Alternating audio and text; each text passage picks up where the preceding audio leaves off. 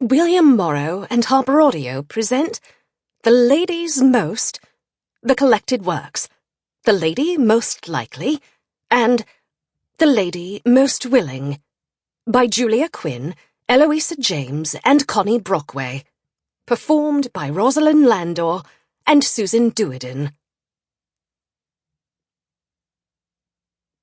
The Lady Most Likely. Chapter 1. August the 20th, 1817. The London townhouse of the Marquis of Finchley, 14 Cavendish Square. After years of inducing giggles, squawks, and outright bellows of laughter, Hugh Theodore Dunne, Earl of Briarly, understood perfectly well that an older brother exists primarily for the amusement of his younger sisters. After all, his parents had endowed him with 4 such sisters. They had the heir, they needed a spare. All they had managed to produce were girls who turned poking fun at their brother into an art form.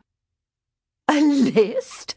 his older sister Caroline was saying, practically hooting between words. She was laughing so hard.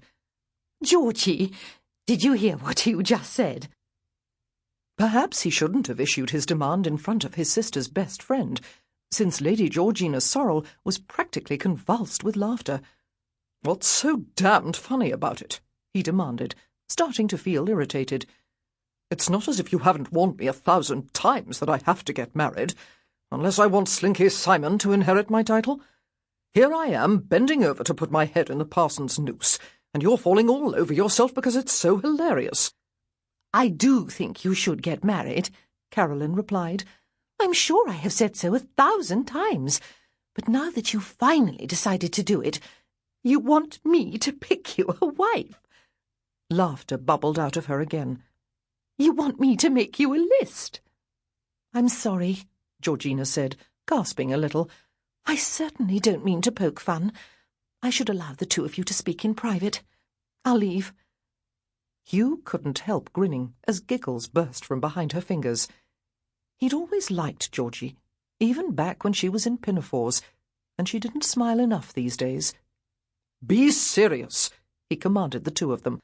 "I don't have the time for fiddling around in a ballroom and doing this sort of thing myself. You're always running around those places. You know the cattle. Just point out a woman with good bloodlines and good teeth." "He's in the market for a Hereford," Georgina said to Caroline. "Not a cow," Caroline said. "A horse. You know Hugh. The only thing he thinks about is horseflesh day and night." "I'm sitting right here in front of you," Hugh pointed out. "Scoff all you like, but I'm still waiting for a list." "Hugh," Caroline said. He raised an eyebrow. "You're serious?" It was a mystery to him why his sister would think he wasn't serious. "I don't have time for wife hunting," he pointed out. "I'm breaking in a new stallion, Caro.